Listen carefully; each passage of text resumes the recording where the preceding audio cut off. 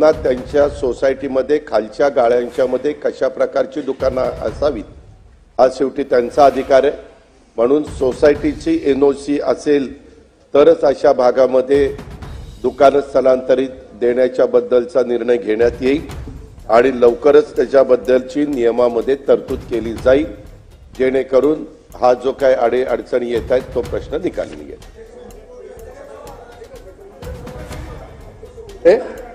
अध्यक्ष महोदय, मंत्री महोदयांनी सांगितलेलं जो काही नियमामध्ये बदल करणार आहे त्या सोसायटीचा परवाना घेणार हे एकदम म्हणजे योग्य नियम, म्हणजे त्या लोकांना सुद्धा त्या संदर्भातलं संरक्षण मिळेल। अध्यक्ष महोदय, जसं आता सांगितलं 1972 नंतर एकही नवीन परवाना दिला नाही, पण जे स्थलांतरित केलेले जे दुकानं आहेत अध्यक्ष महोदय, ती स्थलांतरित केलेली दुकानं ही सुद्धा ज्या एरियामध्ये गेली त्या एरियामध्ये त्या आजूबाजूच्या लोकांच्या जो पण काही त्याला विरोध आहे त्याचा सुद्धा आपण विचार करून अशा दुकानांवर सुद्धा कारवाई करणार का, हा माझा एक प्रश्न आहे। आणि दुसरं म्हणजे अध्यक्ष महोदय, जे जुने 1972च्या आधी जे परवाने दिले ज्या एरियामध्ये ती दुकानं आहेत त्या दुकानांमध्ये त्या दुकानाचा आता उपद्रव वाढलाय, त्या आजूबाजूच्या नागरिकांचा त्यांना त्रास व्हायला लागलाय। मग अशा संदर्भामध्ये त्या तिथल्या नागरिकांनी जर काही तक्रार केली आपल्या उत्पादन शुल्क विभागाकडे तर त्या संदर्भामध्ये आपण त्या दुकान तिथलं म्हणजे तिथं शिफ्ट करण्यासंदर्भामध्ये किंवा ते बंद करण्यासंदर्भामध्ये आपण काही सूचना देणार का? अशा प्रकारचे माझे दोन प्रश्न मंत्री महोदयांना। सुधीर भाऊ। अध्यक्ष महोदय, या संदर्भामध्ये जर आपल्याला स्थलांतरित करताना पोलीस विभागाचा कायदा आणि सुव्यवस्थेचा अहवाल देखील आपण त्या ठिकाणी घेत असतो, कारण शेवटी कायदा सुव्यवस्था राखण्याचं काम हे पोलीस विभागाचं असतं। अध्यक्ष महोदय, सन्माननीय सदस्य महेश लांडगे साहेबांनी जो प्रश्न उपस्थित केला त्याच्यामध्ये मी पुण्याची माहिती घेण्याचा प्रयत्न केला तर साधारण ज्या काही सोसायटीच्या परिसरातले उपद्रवाबाबत 3 वर्षातील तक्रारी होत्या त्या 144 होत्या आणि त्याच्यात काही बाबतीमध्ये आम्ही कायमस्वरूपी ते रद्द करण्याचा निर्णय घेतला, पण काही ठिकाणी रद्द केले तरी काही दुकानदार हे उच्च न्यायालयामध्ये जातात, उच्च न्यायालयातनं त्याला स्थगिती आणतात। शेवटी उच्च न्यायालयाची स्थगिती दिल्यानंतर आपल्याला पुढे मग अपील करण्याशिवाय कुठं पर्याय राहत नाही। पण एकंदरीतच या सगळ्या गोष्टीचा विचार करता आपण याच्या संदर्भामध्ये एक गोष्ट केलेली आहे की कुठलंही दुकान स्थलांतरित करत असताना तिथं शाळा कॉलेज जवळ नसलं पाहिजे, इतर काही जे काही नियम त्याच्यामध्ये आहे त्या नियमाचं तंतोतंत त्या ठिकाणी पालन केलं जातंय का हा अधिकार आपण जिल्हाधिकारी महोदयांना त्या बाबतीमध्ये दिलेला आहे। परंतु तिथनं काही तक्रारी आल्या तर वर पण अपील त्या ठिकाणी आपण घेतो।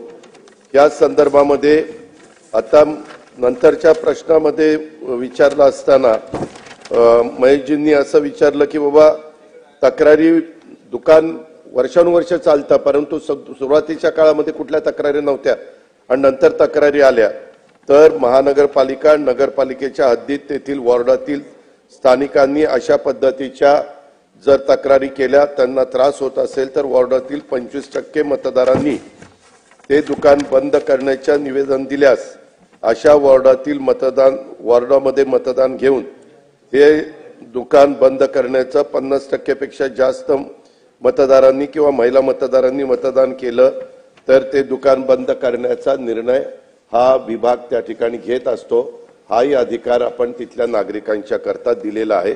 तसं काही असेल तर त्याच्याबद्दल त्यांनी ती तक्रार माझ्याकडे करावी, मी जरूर त्याच्यामध्ये बारकाईने लक्ष घालीन आणि नागरिकांना तिथं त्रास होत असेल तर त्याच्या पुढची योग्य ती कारवाई केली जाईल। सुधीर भाऊ। अध्यक्ष महाराज, अतिशय एका महत्वाच्या विषयावर सन्माननीय सदस्य महेश गांडगेजी ॲडव्होकेट राहुल कुल यांनी लक्षवेधी विचारली आहे आणि अपेक्षित आहे की अजितदादा अतिशय अनुभवी नेते आहे, समाजाचं अतिशय उत्तम सामाजिक स्वास्थ्य राहावं यासाठी आज ते स्पष्ट आणि उत्तम उत्तर देतील हे अपेक्षित आहे। अध्यक्ष महाराज, या शेवटच्या लाईनमध्येच गडबड आहे।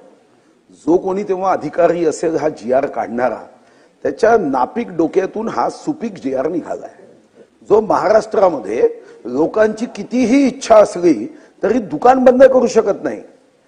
आम्ही विधानसभेचे सदस्य आहोत, आम्हाला हा नियम लागू नाही आहे की एकूण मतदानापैकी 50% मतदान घेतलं तर आम्ही विजयी व्हायचं, पण दारूसाठी आहे। त्या मतदार यादीत जे एकूण मतदार आहे त्याच्या 50% का? झालेल्या मतदानापैकी 50% का नाही? आमदार व्हायचं असेल तर झालेल्या मतदानापैकी तुम्हाला जास्त मतदान असेल तर तुम्ही निवडून येता. आडवी बॉटल उभी बॉटल. आता जो कोणी अधिकाऱ्यांनी हा GR काढला, मी तर देवाग म्हणेल की त्याची पोरं रोज दारू पिऊन पिऊन पिऊन पिऊन त्यांनी बापाला सांगितलं पाहिजे की जगातली सर्वात मोठी चूक केली आहे. समाज स्वास्थ्य बिघडतंय अध्यक्ष महाराज, समाज बर्बाद होतोय. आणि अध्यक्ष महाराज, माननीय उपमुख्यमंत्री महोदय काय म्हणाले? ते म्हणाले की 72 पासून दुकानं देणं बंद केलं, पण झालं काय अध्यक्ष महाराज?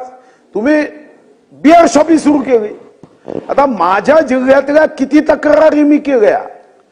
पंतप्रधान आवास योजनेच्या घरात बिअर बार, बिअर शॉपी, लोक विरोधात विरोध करताय, बंद होत नाही. खोटी NOC जोडली, होत नाही. शेवटी मी मुख्यमंत्री महोदयांना विनंती केली, त्यांनी SIT लावली तर त्याचाही ऑर्डर होत नाही. आदेश दिला, GR निघत नाही SITचा.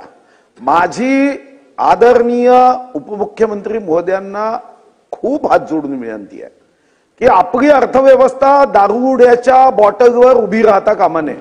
आपल्याला आवश्यक आहे निधी, याच्याबद्दल वाद नाही, पण चुकीच्या मार्गाने पैसा राज्याच्या तिजोरीत येणं हे ना आपल्याला आवडणार आहे.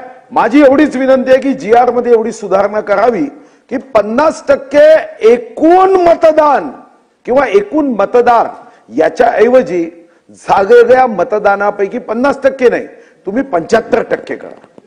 झालेल्या मतदानापैकी 75% मतदान जर आडव्या बॉटलसाठी झालं तर ते दुकान बंद केल्या जाईल.